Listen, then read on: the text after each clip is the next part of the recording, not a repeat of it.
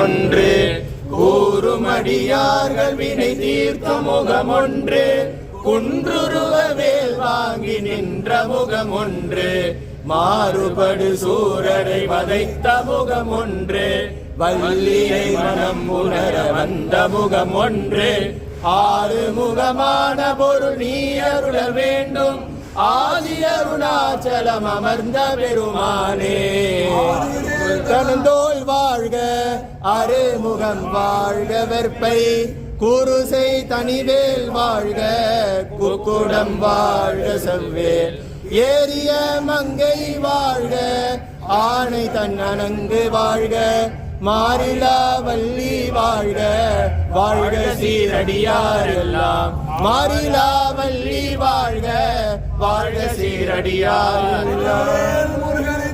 அரோகரா. எல்லாம் பிரார்த்தனை பண்ணீங்க முருகப்பெருமான்.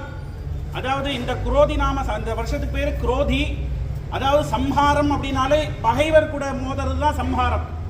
ஒரு பகைவரை வீழ்த்துறதுக்கு பேரு சம்ஹாரம் பேரு.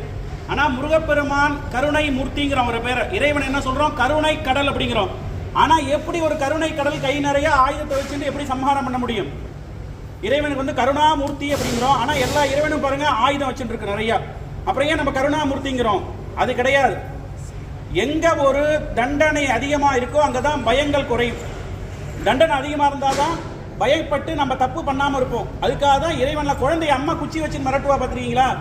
குழந்தைய அம்மா குச்சி வச்சு மிரட்டுற மாதிரி பார்த்துக்கோ, நான் இருக்கேன், தப்பு பண்ணாம இருன்னு சொல்றதுதான் இறைவனோட வேலை. அதனால்தான் அவ்வளவு ஆயுதங்கள். முருகப்பெருமான் அசுரர்களை சம்ஹாரம் பண்றாரோ இல்லையோ, நம்ம மனசுக்குள்ள இருக்கிற தீய சக்திகளை, அதனால்தான் 6 நாள் விரதம். எப்பயுமே காமம், குரோதம், லோபம், மோகம், மதம், ஆச்சரியம், நம்ம உள்ள இருக்கிற 6 விதமான எதிரிகளை தான் சம்ஹாரம் பண்றாராம் முருகப்பெருமான்.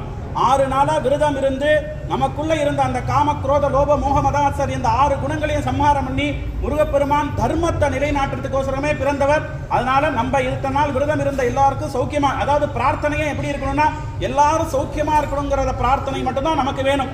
அதாவது பக்கத்துல இருந்தவர் சந்தோஷமா இருந்தாதான் நம்மளால சந்தோஷமா இருக்க முடியும். பக்கத்துல இருந்தவர் சிரிச்சாதான் நம்மளாலையும் சிரிக்க முடியும். அதனால பக்கத்துல இருக்கிற சந்தோஷம், இந்த லோகத்துல இருக்க அனைத்து ஜீவராசிகளும் சந்தோஷமா இருக்கணும்.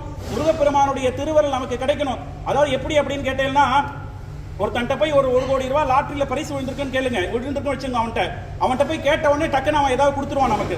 அது மாதிரி முருகப்பெருமான் 6 நாளா அவருக்கு பூஜை, ஹோமம், அபிஷேகம், ஆராதனை, அப்படியே பாராயணம், இப்படி அப்படியே ஹாப்பியா இருக்காரு. அதனால என்ன வேணுமோ மனசுல பிரார்த்தனை பண்ணீங்க, சௌக்கியமா இருங்கோ, கேட்டுண்டு நீங்களும் நன்னா இருக்கணும், இந்த உலகமும் சௌக்கியமா இருக்கணும். முருகப்பெருமான் நினைச்சதை எல்லாருக்கும் இந்த இடத்துலயே போய் இருந்து கொடுக்கணும்னு பிரார்த்தனை பண்ணிட்டு இப்ப தீபாராதனை. இத்தனை நாளா நடந்த ஏதோ அறிந்தோ